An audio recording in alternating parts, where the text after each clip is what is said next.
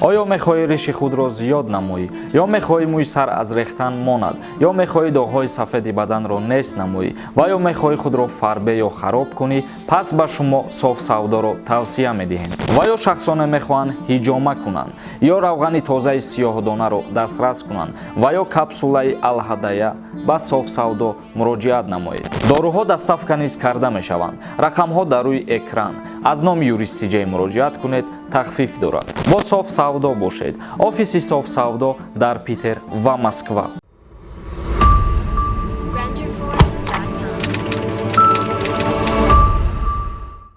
ассалому алайкум ба ҳама тамошобинони барномаҳои Сорбон Сафаров. мавзӯи имрӯзаи мо оиди муҳоҷирони меҳнатие ки қарор доранд дар Федератсияи Россия. ҳукумати Федератсияи Россия иҷозат додагиашон то 30 июна ки будубоши хичона дар дохили Россия қонунӣ кунанд ва ҳуҷҷатҳои хичона пешниҳод кунанд ба шуъбаҳои маҳаллии зисти хичон, яъне ки ба ФМС. ва дар ин бора боз саволҳои зиёд пешниҳод кардагиянд тамошобинои мо ки оё то 15 сентябра боз президенти Федератсияи Россия муҳлат дод барои регистратсия кардан ё ки дигар чизҳо. бародарони азиз, то 15 сентябр ягон хел муҳлат додагӣ нестанд ва ин айни ҳол тасдиқ шидагӣ нестай. танҳо гап рафтесай ҳамихелӣ нашод 15 сентябр муҳлат додан ягон чи нестай.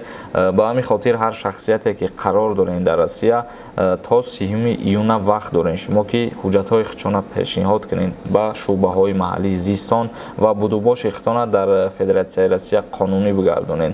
аз сабабе ки шаҳрвандои ҷумҳурии Тоҷикистон ва Узбекистон дар Россия бисёртар қарор доранд, ба ҳамин хотир ҳукумати Россия тасмим гирифт ки муҳлатша то 15 июна неву то 30 июна дарозтар кунад, то ҳар касе ки успед кардагӣ нестай барои ҳуҷҷат пешниҳод кардан вақт ҷудо кунад то 30 июна ҳуҷҷатҳои хичона пешниҳод кунанд.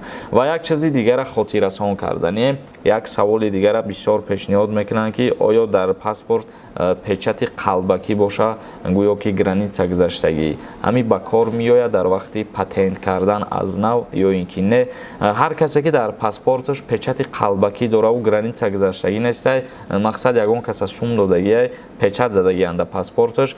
дар вақте ки шумо мерен пешниҳод мекунен барои патент аз нав гирифтан ва суми патентона меспорен, вақте ки як моҳ мегзара шумо мерен баъдан муроҷиат мекунен барои дастрас намудани патенти хитон. дар ин ҳолат шуморо депортатсия мекунанд барои ана ҳамун печати қалбакӣ дар паспорти хитон бидан. ба ҳамин хотир ҳар касе ки печати қалбакӣ дора огоҳ бошен ки шуморо депортатсия мекунанд. ва дар мавриди патент як чизи дигарам қайд мекунем дар инҷа ки мутобиқи қонунгузории Федератсияи Россия тағйирот ва иловаҳо аз 1 январи соли 2021 пешниҳод гардидагӣ буд ва муҳлаташ то 1 мая буд. аз 1 май ҳар касе ки патентҳои худша пули патенти худша ба реквизитҳои пештара меспора, аллакай вай ҳисоб намехӯрад, яъне ки суми шумо месӯзад.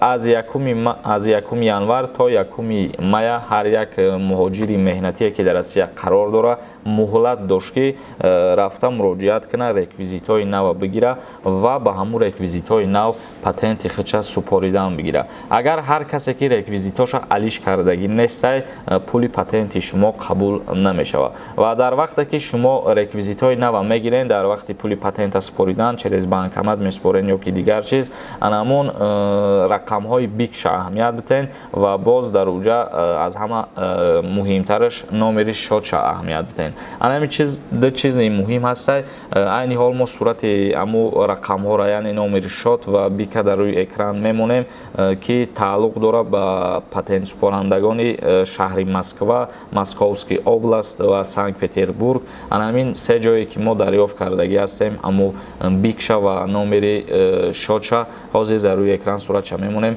боз метавонем ки ҳамиҷа бубинен ки ба ҳамин рақамҳо оё сафҳадат мекунад ё ки намекунад дар вақте ки шумо патент меспорен. агар ки ба ҳамин рақамҳои дар экран баромадагӣ сафҳадат накунад, ҳамун пештара рақамҳои шумо боша, наспорен ва реквизитотона нав кунен, бигирен реквизитҳои нава, ба реквизитҳои нав пули патентона пардохт кунем. баъд бародарони азиз, як бори дигар ба шумо хотиррасон мекунем ки то 30 июна ҳар яки шумо муҳлат дорен, ё ҳар яке ки қонуни кору фаъолият мекунед ва гашту гузор мекунед ё ягон ҳуқуқвайронкунии маъмурӣ кардагӣ нестен ё ягон ҳуқуқвайронкунии дигар кардагӣ нестен, хоҳиш мекунем ки бирен хитона ба қайд бигирен ва пешниҳод кунем ки шумо дар ҳақиқат қонунӣ кору фаъолият мекунед ва қонунӣ дар Россия қарор доред ё ки ягон ҳуқуқвайронкунӣ кардагӣ нестен. Бояд то 30 июна ҳамаи шумо бирен муроҷиат кунед ва ҳуҷҷатгузориҳотона дуруст кунед. тамошобинони азиз, видеомона ҷамъбаст мекунем, дар канали мо обуна шидана фаромӯш намекунем. То барномаҳои дигар, худованд ҳамаи мо шуморо нигаҳбон бошад.